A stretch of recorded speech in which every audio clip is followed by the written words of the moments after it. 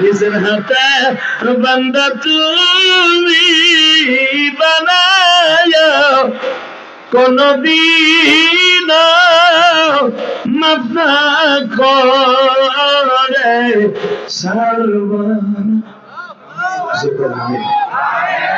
একটা বাচ্চা হারানো গেছে, নাম কি?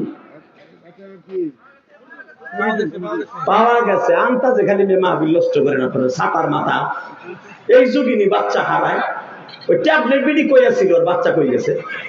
সব কথা মেয়ে হেনে বক্তার কানে কোন ঘোরার ডিমের বক্তা দাও দিয়ে নিয়েছিল। মনে করছে এটা 2 টাকার আলেম, 2 টাকার বক্তা লইছে। লিল্লাহি তাকবীর। পাওয়া গেছে তো, যখন হারাই গেছে কইলি পাওয়া গেছে বেটার কাছে কবি না? তা পাওয়া গেছে কবি তো যে পাইছি, ট্যাবলেট পাইছি। ওই মহিলা বা কেমন ট্যাবলেট যে পোলা সাইডা দিয়ে বোঝা গেছে বিড়ি বেশি হয়ে গেছে, হারাই যাক না। হাঁসের বাচ্চার মতো দিয়ে একটা যাও খরচ নিয়ে। আল্লাহ হেফাজত করে হুজুর গানা আমিন। সাতা আইন মুনাজাত করে আল্লাহুম্মা আমিন। লাগে ওয়াজিব পড়া সাতা 1.5 ঘন্টার ভিতরে 1.5 ঘন্টায় ডিস্টার্ব। এই হাত তোলো, দেরি আছে মিয়া। ঠিক আছে দিলাম। আর জন্য করে বক্তার কানে কানে গুলু গুলু গুলু ডাকে। বাচ্চাটা হারাইছে, এটা কি আমার কোন লাগবে? ও খুঁজুক, তারপরে না পাইলে লাস্টে মনে হয় আগে কবু ট্যাবলেটটা হারাইছে, মায়াবের মতো পাইলে খুঁজে দিয়ে দিয়ে। কথা কর না কেন? কষ্ট হইতেছে।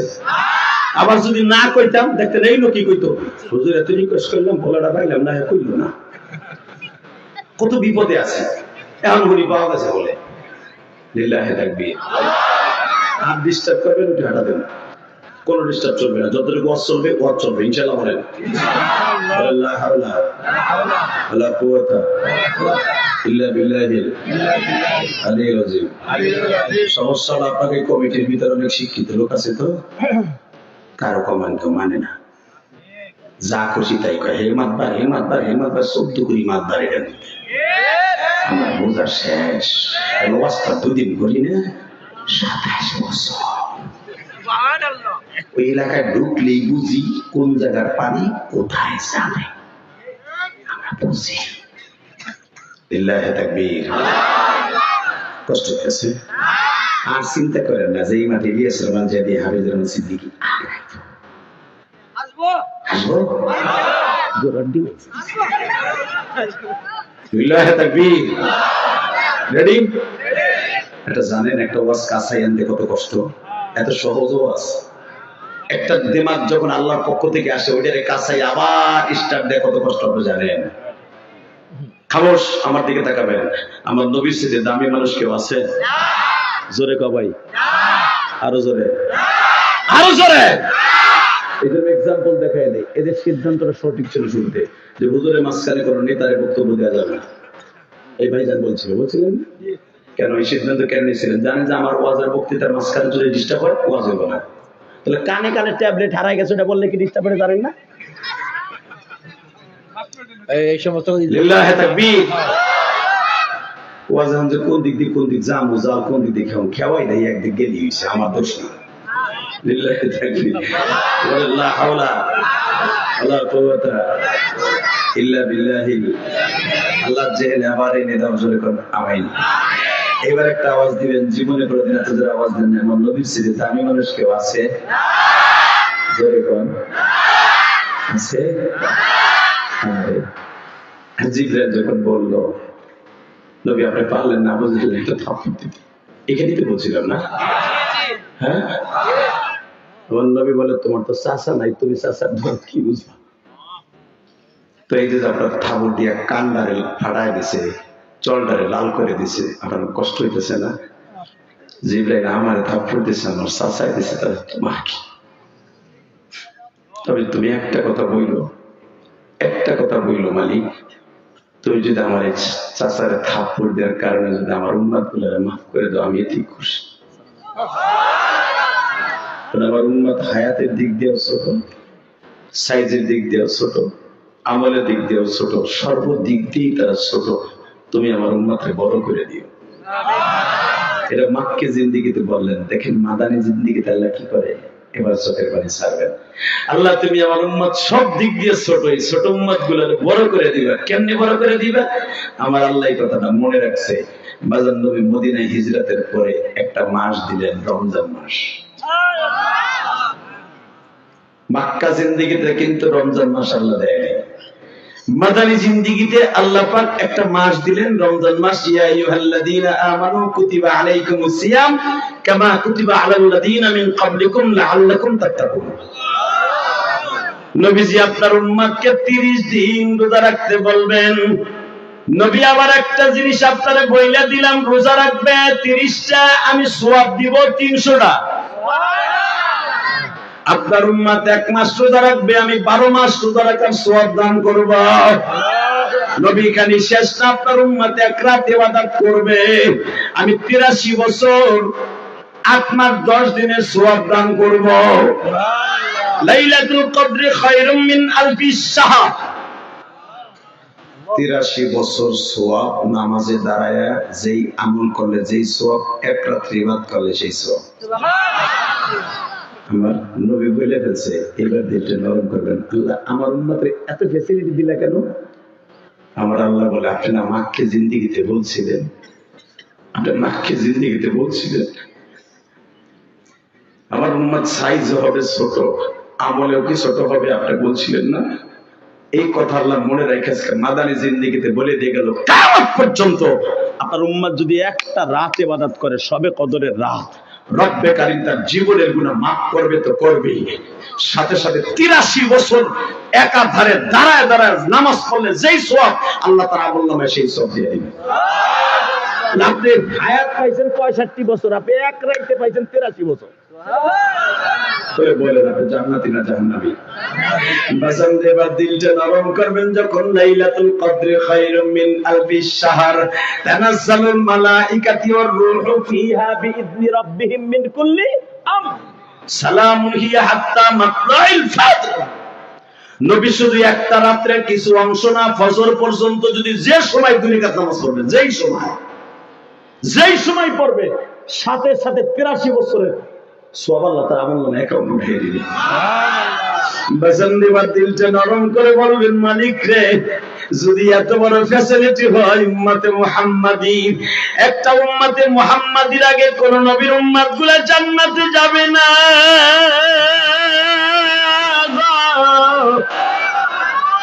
নবী আর একটা কথা বলে দেয়, আপনার উম্মতগুলো কিন্তু সর্বপ্রথম জাহান্নামে যাবে মায়ের হক আদায় না করার কারণে। আল্লাহর নামাজ না পড়লে আল্লাহ হয়তো মাফ করে দিতে পারে, রোজা না রাখলেও আল্লাহ মাফ করে দিতে পারে, যাকাত জীবনে 1 টাকাও দেয় না, আল্লাহ মাফ করে দিতে পারে, আল্লাহর হক। জীবনে ঈদের নামাজও পড়ে নাই, আল্লাহ মাফ করে দিতে পারে। জীবনে কোনদিন একটা রোজাও রাখে নাই, আল্লাহ মাফ করে দিতে পারে। কিন্তু নবী কয়েকটা হক আছে, কোনদিনও আল্লাহ মাফ করবে না, জাহান্নামে যেতে হবে। 1 নম্বরে স্ত্রীরা হলো তার স্বামীর হক, 2 নম্বরে হলো সন্তান তার মা বাবার হক। যুবক ভাইরা, আমি তোদের কাছে 2টা পাও ধরে বলে দিয়ে যাই, কিয়ামতের মাঠে নামাজ পড়ছই, আল্লাহ ইচ্ছা করলে মাফ করে দিতে পারে, কিন্তু মা বাবার খেদমত করছ না, আল্লাহ কোনদিন মাফ করবে না। এমন যুবক এখানে আছে, মা দুঃখিনীরে কষ্ট দিছে, আছে না? বাবারে কষ্ট দিছে, বিয়ে করে আজকে আরাম করে বলসাল মেনিয়া টাঙ্গাইল শহরে ভাড়া থাকে, ঢাকা শহরে ভাড়া থাকে, জনম দুঃখিনী মা বাবা এই টাঙ্গাইল কালিহাতি লুহুরিয়া গ্রামে বাবা ভাঙ্গা ঘরের মধ্যে খায়া না খায়া কাটায়, বলা একটা দিনের জন্য খবর হয় না। এমনি একটা ঘটনা তোমরা আমার কাছে শোনার জন্য বারবার অনুরোধ করছো। হুজুর, আপনার একটা ঘটনা শুনি আমি বহুত কাঁদছি। তোমাদের এই গ্রামের একটা ছেলে বারবার আমার কাছে অনুমতি চেয়েছে, বাবা এ বাজান বাবা অনেক সম্পদ বিক্রি করিয়া একটা রিক্সা চালক বাবা তার সন্তানরে বাবা ব্যাংকের অফিসার বানাবার জন্য বহুত কষ্ট করছে বাবা, ব্যাংকের চাকরি দেওয়ার জন্য বাড়ি গাড়ি বেচছে, ভিটাটাও বেচছে বাবা, এখন গুচ্ছ গ্রামে সরকারি জায়গায় ঘর বান্ধা থাকে। আল্লাহু আকবার, জোরে বলো। মনে মনে ভাবছে সন্তানটা আলেম, সন্তানটা শিক্ষিত হইলে চাকরি পাইলে সব বাড়ি গাড়ি ফিরে পাবে, এই আশায় পোলাডারে সব বেইসা বেইসা মানুষ করছে। যুবক তোর পাও দূরে ধরছি ভাই। মানুষ করার পরে ব্যাংকে চাকরি নিছে, বেরেন ভালো ছিল, ব্যাংকের ম্যানেজার হয়ে গেছে। মতিঝিল 14 তলার উপরে ব্যাংকের ম্যানেজার বসা। হঠাৎ করে ব্যাংকের ম্যানেজার গরিব হোক আর ধনী হোক, আজকাল ধনীর মেয়েরা ওইটা দেখে না, ছেলের 12 জব আছে কিনা, চাকরি আছে কিনা এটা দেখে। বাপ রিক্সা চালক না ফকিন্নি না নৌকা চালক এটা দেয় না, বর্তমানে জামাই দেখে। আর ইনাগো জামানায়, ওই ভাইজানের জামানায় দেখছে ওর বংশ কেড়ে, ওর বংশে লাঠি কয়টা, ঠিক না বেঠিক? পয়সা দেখে নেই, শিক্ষিত দেখছে, দেখছে বংশ দেখছে। এখন আর বংশ নাই, এখন দেয় ছেলে। ব্যাংকের ম্যানেজার যখন গুলশান বনানের সবচেয়ে অভিজাত ফ্যামিলির একটা মেয়ে প্রেম করে বিয়ে করে যখন কইছে তোমার মা বাবার বাড়িতে যাবো, লয়ে গেছে মগায় মা বাবার বাড়িতে যাই দেখে বাপের ঘরে 2 চালাক খান ঘর, টিনের, তাও সরকারি জায়গায়। বউ কইতেছে এরকম গরিবের ঘরে জন্ম নিয়ে তোমার লাগে প্রেম করে বিয়ে যখন করছি, কপালে যা ছিল তাই হবে, তোমার কাছ থেকে যাবো না। বাপ জিজ্ঞেস করে, বাপ এই যে মেয়েটার সাথে নিয়ে এসে এটা কে? এখন কানবি। পোলায় বলে ফেলছে, আব্বা এটা তোমার পুত্রবধূ। চট করে পোলায় বলে ফেলছে, তোমার পুত্রবধূ। বাপ বলে, আমি যদিও রিক্সা চালিয়ে তোরে মানুষ করছি, ঘর বাড়ি বেচা তোরে চাকরি দিছি ঘুষ দিয়া, এই কথা শোনার জন্য না যে তুই আমার সারা বিয়ে করবি আর তোর বউ আমি মেনে নিব। আমার সমাজে মুখ দেখাইতে হবে, আমার লুহুরিয়া গ্রামে ইজ্জত আছে, আমি একজন কলেজের টিচার ছিলাম, আমি মসজিদের ইমাম ছিলাম, আমি এলাকায় রিক্সা চালালাম, একটা দাম আছে যে আমার ছেলে একটা বিসিএস ক্যাডার। কথা বলো না কেন? অতএব তোর এই বউ মেনে নিব না। যুবক তাকায় দেখি মা বাপ মাইনা নিল না, বউ নিয়ে চলে আসলো। হঠাৎ করে গুলশান বনানীতে ভাড়া রেখা বউ নিয়ে আরামে এসে খাচ্ছে। কয়েক মাস যাইবার পরে মা দুঃখিনী তো, মার অন্তরে ধাউ ধাউ করে জ্বলে উঠছে। রিপনের আব্বা তোমার একটা কথা কই, কি রাগ করে না, পোলাপান যদি ভুল করে ওদেরকে মাফ করে দিও। তোমার ছেলে যে মানুষ হয়েছে এটাই তো বড়। আমরা বিয়ে করলে অনেক কিছু করার লাগতো না, যাও পুত্রবধূর এটা সালাম দিয়ে আসো, পোলাটা এটা দেখে আসো আমার পোলাটা কেমন আছে। আপনারা জানেন ওই পেপারে আমি গুনাহগারও দেখছিলাম, আপনারা অনেকে হয়তো চোখে পড়ছে কিনা জানি না। বর্তমানে আশ্চর্য ধরনের ঘটনাগুলো অনেক সময় ইউটিউবে বাবা, অনেক সময় ফেসবুকের ভিতরে পেপারে কাটিং এর মধ্যে পাইবেন, নিজের জীবনকে হেদায়েতের জন্য মালা বানায় নেবেন। যুবক, আমি যখন পেপারে কাটিং এইটা দেখতেছিলাম বিনোদনের মধ্যে, হঠাৎ করে এই ইতিহাসটা আমার চোখের সামনে পড়লো। আমি নিজে পড়ছি আর কাঁদছি। তুই আমার মুখে শুই না, এখন অজরে কাঁদবি। আমি জানি এখানে মা বাবার ভক্ত অনেক সন্তান আছে। যখনই বাবা আসছে 14 তলার নিচতলায় বাবা দাঁড়িয়ে আছে, ইন দি মিন টাইমে বাজানটি সিসি ক্যামেরা দিয়ে সারে দেখছে 14 তলার থেকে বাবা আসছে। দারোয়ান দিয়ে বলতেছে ওই বুড়া যেন আমার উপরে আসতে না পারে। দারোয়ানের কাছ থেকে টেলিফোন দিয়ে যখন বলছি চাচা কই যাইবা, 14 তলায় যাব, যাওয়া যাবে না, স্যারের নিষেধ আছে। এই বেটা তুই জানো স্যারকে? এ স্যার আমার কলিজার টুকরা পোলা। এই বেটা তুই আমার যাইতে দিবি না মানে তুই আমার চিনোস? আমি গরিব হইতে পারি, পোলাটা আমার। চাচা তোমার পোলা হইতে পারে কিন্তু আমার বস, আমার জীবনের বিনিময়ে তোমার উপরে যদি দেওয়া যাবে না, আমার চাকরি নষ্ট হয়ে যাবে। আর তোর চাকরি নিকুচি করি বেটা, আমি উপরে যাবো, আমার পোলা তোর কিছু কইব না। একটু পরেই দেখে লিফটে নামতাছে একটা পিওন। যুবক এখন কানবি। পিওনটাকে কয় আপনার নাম কি? অমুক। হ্যাঁ। ইখলাস সাহেব, এই যে আপনার আমার স্যারে আপনার 300 টাকা দিছে, এই 300 টাকা দিয়ে ভাড়া দিয়ে চলে যেতে বলছি।